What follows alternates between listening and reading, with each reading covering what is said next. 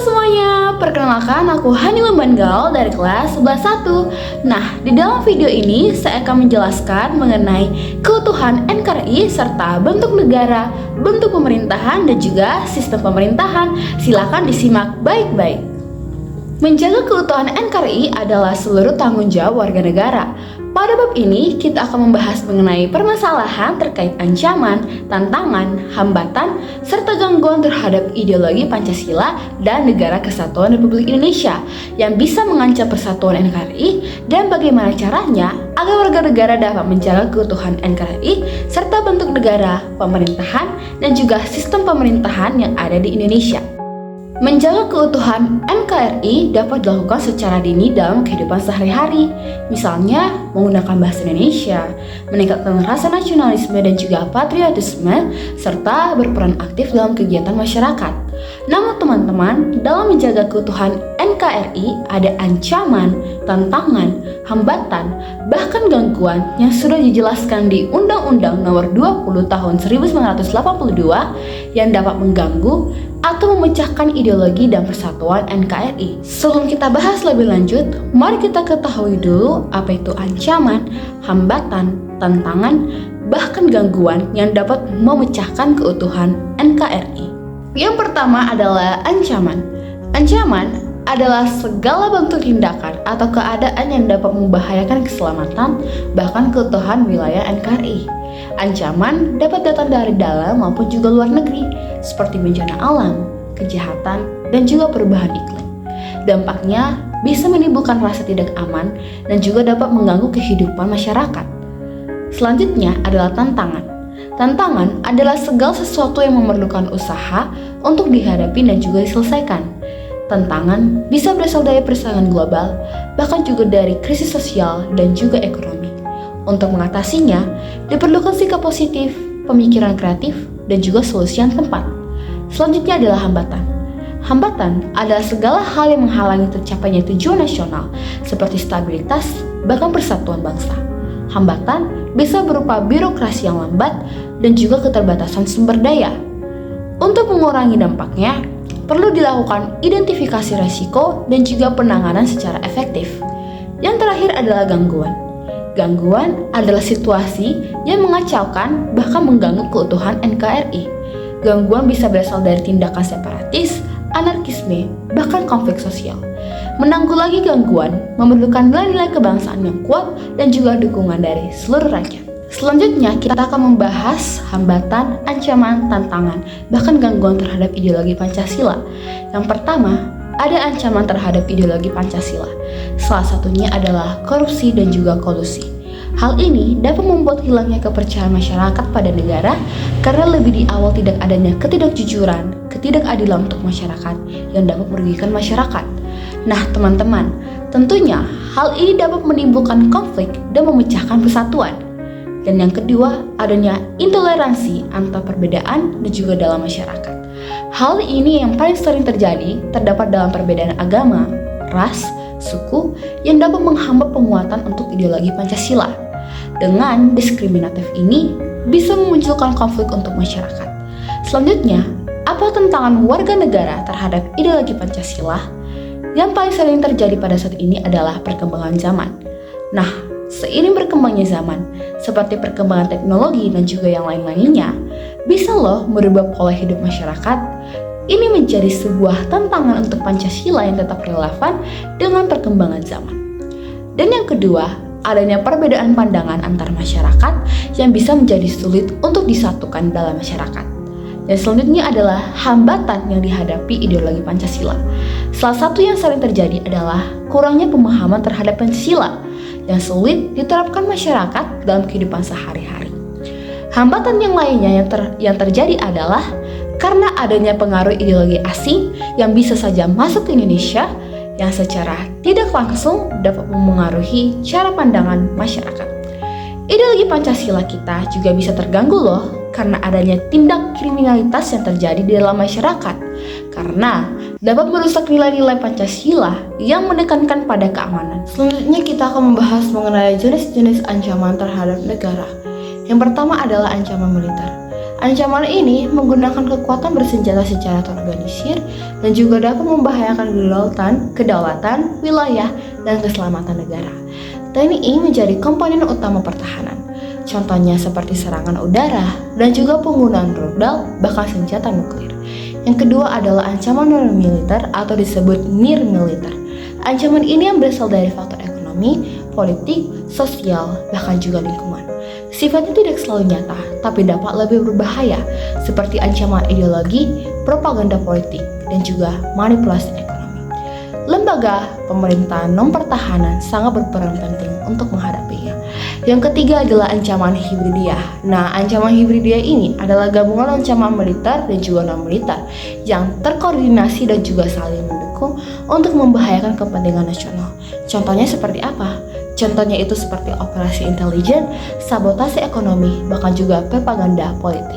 Selanjutnya kita akan membahas jenis-jenis ancaman terhadap negara, kali ini berdasarkan sumbernya dan juga ada berdasarkan sifatnya. Pertama berdasarkan sumbernya. Ancaman terbagi menjadi dua, yaitu ancaman dari internal dan juga dari ancaman dari eksternal.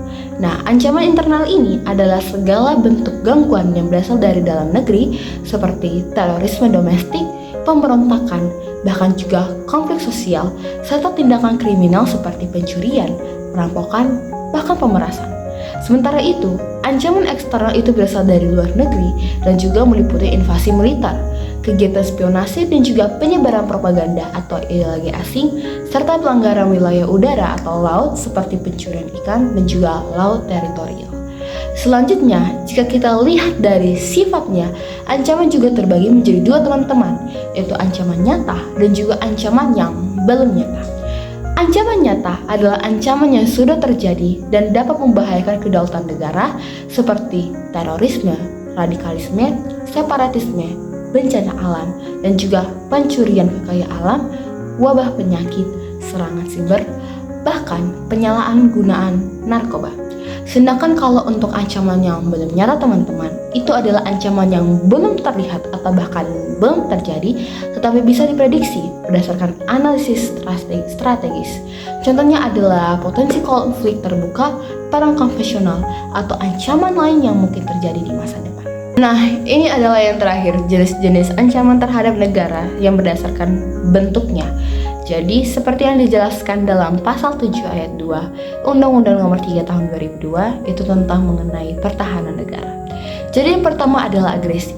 Agresi adalah penggunaan kekuatan bersenjata oleh negara lain terhadap kedaulatan Indonesia.